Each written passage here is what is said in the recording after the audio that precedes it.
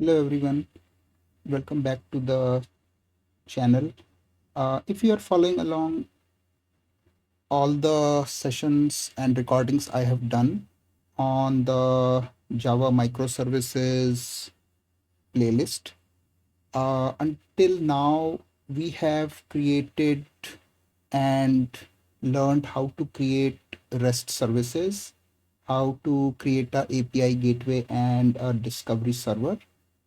After that, we also learned how to communicate between services. And in our last session, we created a configuration server where the configuration can be local as well as on a URL. And we also learned how we can configure the configuration server to take configuration from either local or from the URL. And our configuration server is secure using the Spring Security.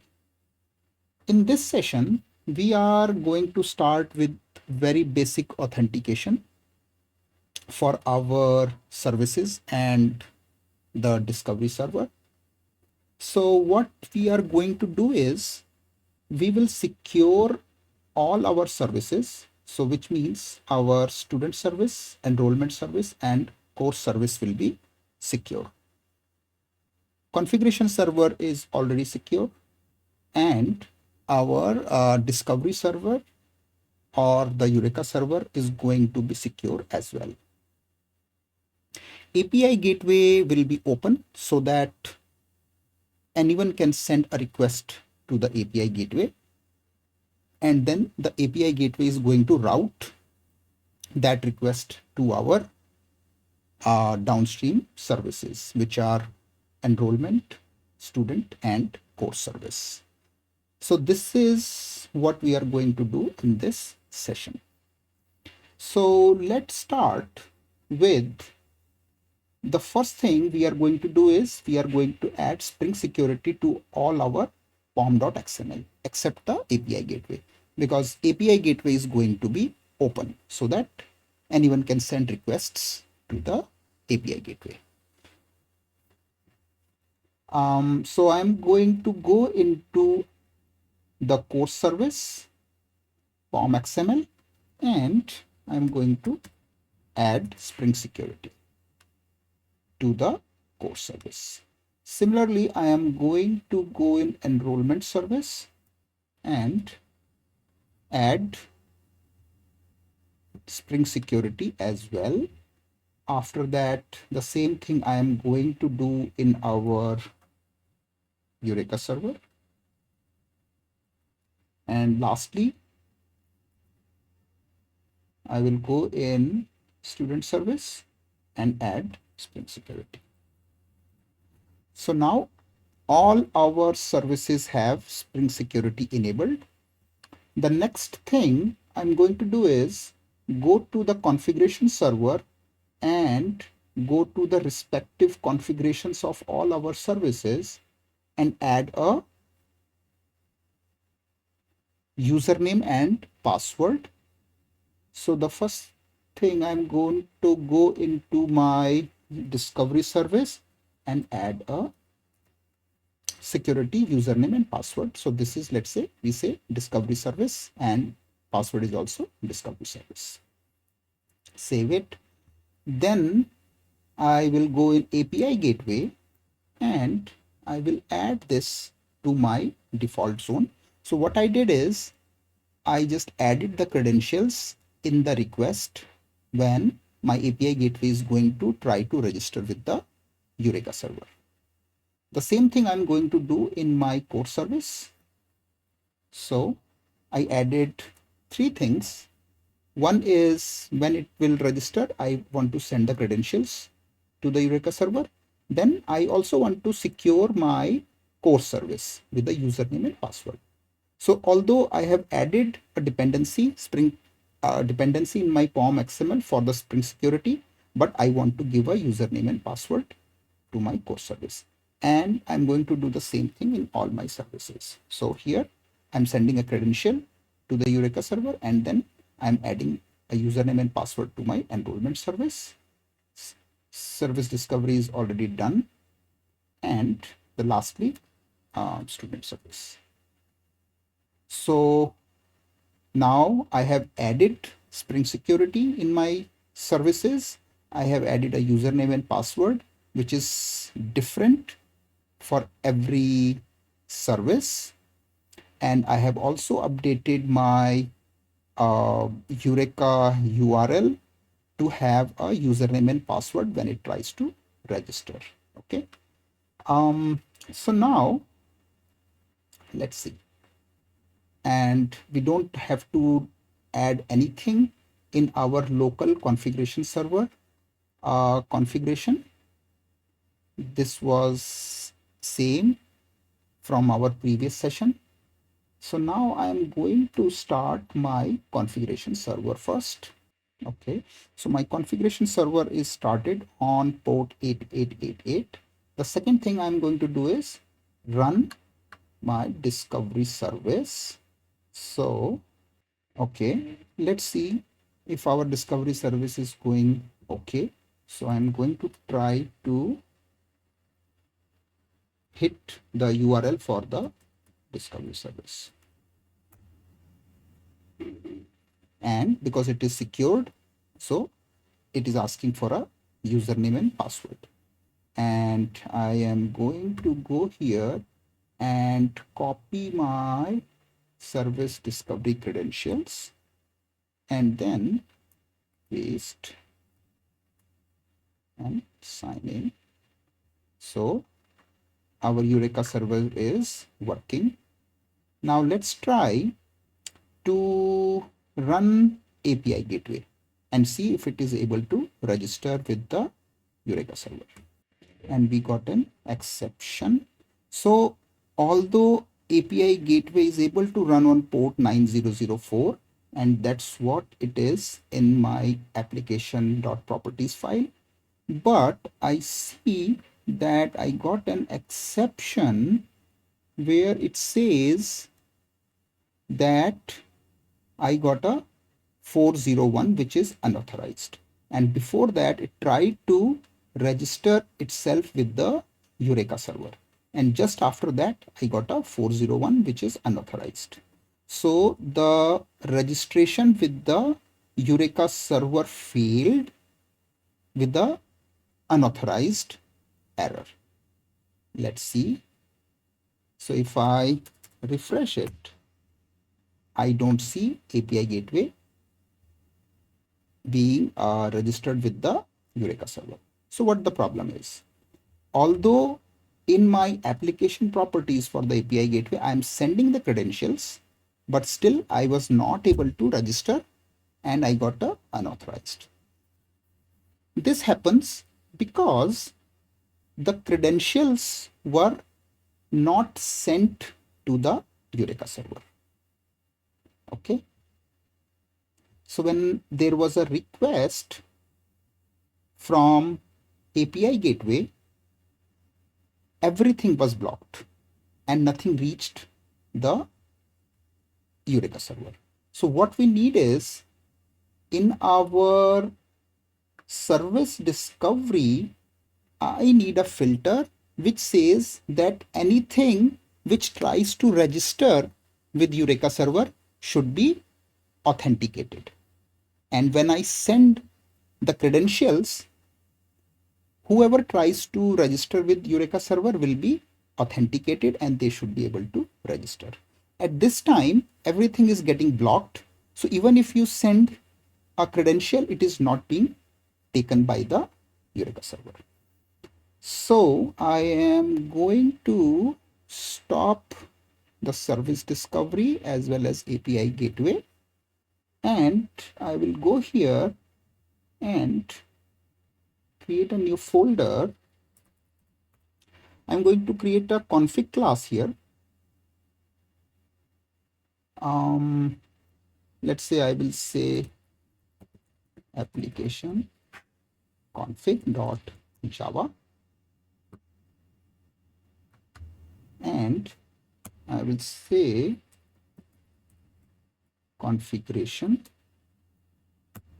and enable web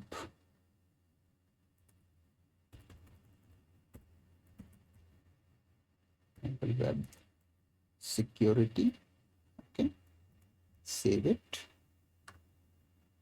Okay, let's try to fix it. Okay. After that, what I'm going to do is I am going to write a security filter here, which will authenticate anyone trying to register with the Eureka server. So I will say public security filter chain and HTTP security. This should be HTTP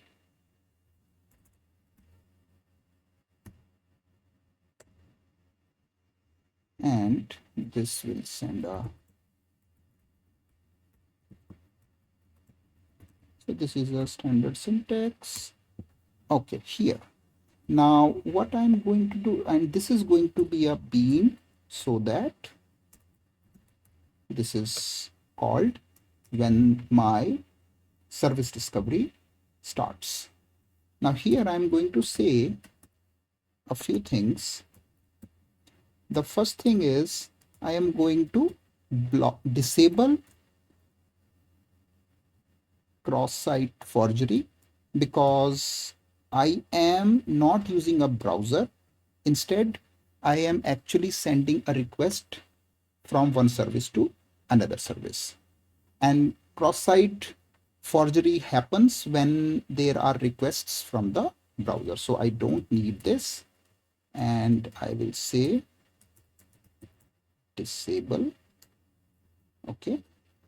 Then the second thing I want is I want to authorize requests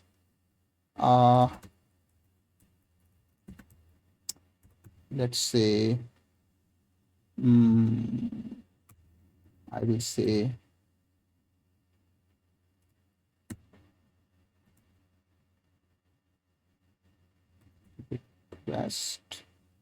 request matchers, and I will say anything which starts with Eureka should be authenticated.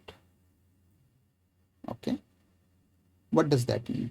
This means any client which tries to register with Eureka sends a Eureka/API request. So what I want is I want all those clients which want to register with Eureka should be authenticated, so that we only register which are actually trying to register with us with a correct credentials, and no other clients tries to just register with it and mess up with our system. So after that, once we are done with this, I will say any other request should be permitted. Why this? Because other requests like health, any other request like which shows the health of the system wants to register with Eureka, they should be permitted, because they don't mess up and they don't send the URL which starts with Eureka. So we should be able to permit them without any problems.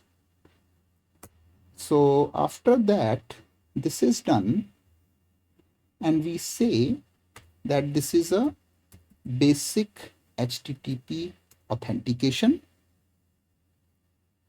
and I will just take default.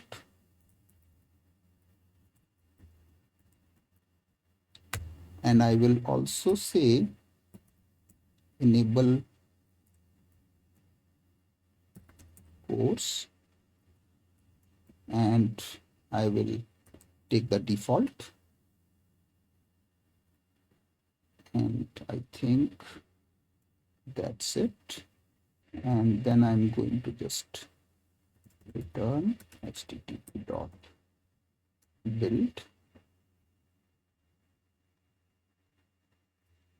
and save it. I will add the import for security filter chain. And now, okay, so now our bean for setting up HTTP security is done, and we are allowing requests which tries to authenticate with Eureka and allow authenticate them, and any other request should be permitted. And this is HTTP basic. I think this looks good.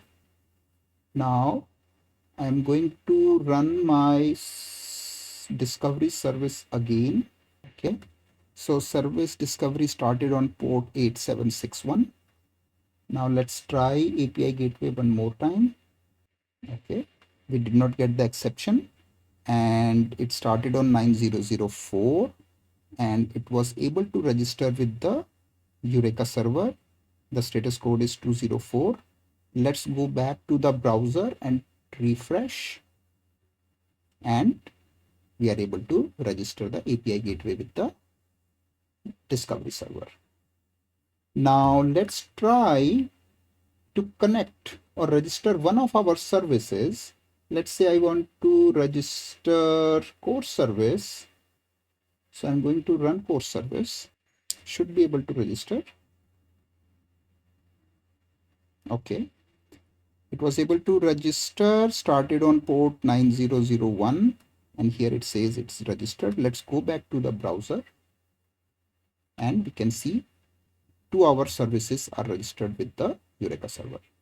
Okay, so let's try to send a request, and let's see what happens. So I'm going to send courses request through API gateway, and what ideally should happen is, because the core service is also secured using Spring Security, we should be getting a login box where we should be able to add our credentials, and then we should be able to see the response from the core service. So when we run it, and it is asking for credential, and let's go to our configuration server and copy the credentials of core service. So copy, paste, and sign in, and see, we are able to get the course information. So now what actually happens is, browser generally starts a session for you when we are doing a basic authentication. Next time you hit the URL, and it will not ask for credentials. So generally this is probably 30 minutes of session, and if there is no activity, the session expires, and next time you come back, it will ask for authentication again.